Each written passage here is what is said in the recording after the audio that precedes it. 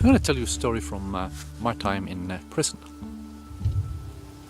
At one point, a black man sucker punched me. I stood pretty much like I do now, and I noticed some commotion behind me.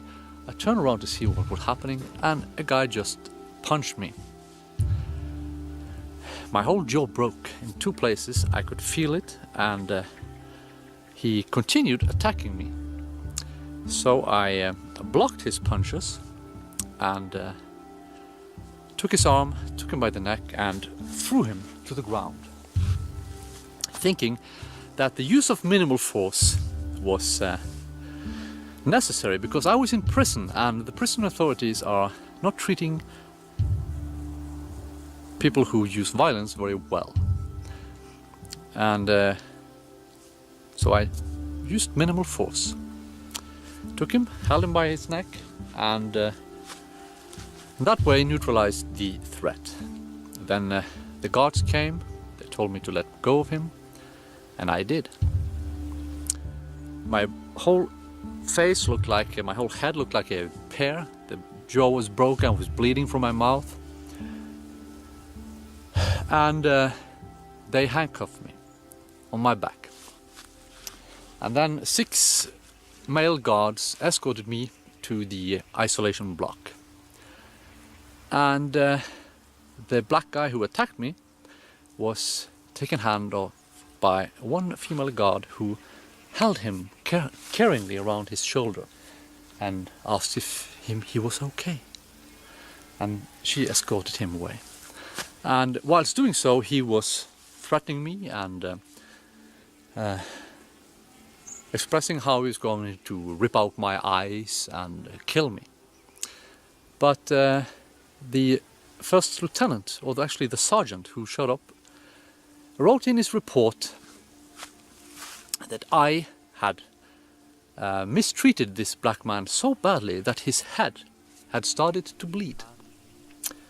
In reality, of course, it was blood from me.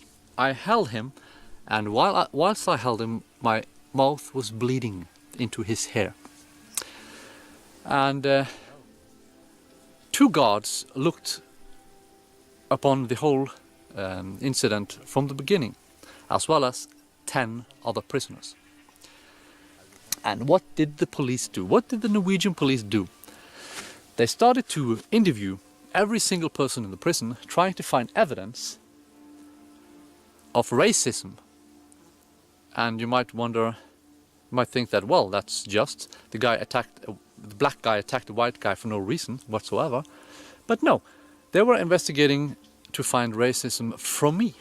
They were trying to find evidence that I had treated him in a racist way. And when they didn't find any evidence suggesting this, and when they found out that I hadn't done anything wrong, they just dropped the case. You know, if the racist haven't done anything wrong, then they drop the case. I can also add that the black guy who punched me from behind had done so many times in the prison system to others. He was in prison for murder, he was a drug dealer, and I really cannot see any reason why the police wanted to protect him in this context. And when I was interviewed by the Norwegian secret police many years later, in connection with my release from prison, they apologized. They apologized on behalf of the Norwegian police and told me that this type of behavior from the Norwegian police was completely unheard of and it should not happen. But the problem is that this happens all the time. Not just in the prison system, but in the streets of Norway as well. These individuals who are identified as, racists, who are objecting to the invasion of Norway, are targeted by immigrants and, more often, by so-called anti-racists. So what happens is that these races are attacked in the street. Sometimes for just sitting on a bench, they're identified, so there's some anti-racist, you know, smash a bottle in the back of the head and then they run away. And the problem is that every time one of these horrible racists defends himself, they are charged with hate crime. And they are always convicted. And when they are not, when they don't win the fight, then nothing happens. The police will drop the case like this.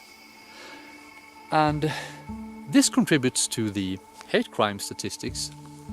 And I met so many other prisoners in the prison system who had similar stories to tell. They had been attacked and they defended themselves, and that's why they were in prison, for hate crime, because they had defended themselves against anti-racists or immigrants.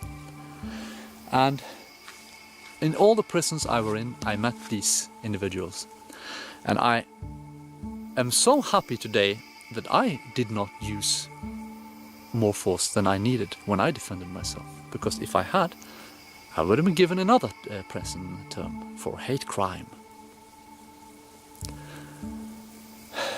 And then the question could be asked, why are they doing this?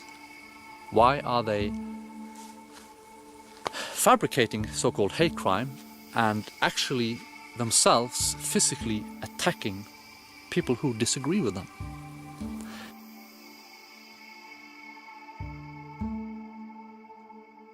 You think it's okay to physically attack a person because you disagree with him, or because he loves his culture, his traditions, his nation, and don't want his women to be raped by refugees or others.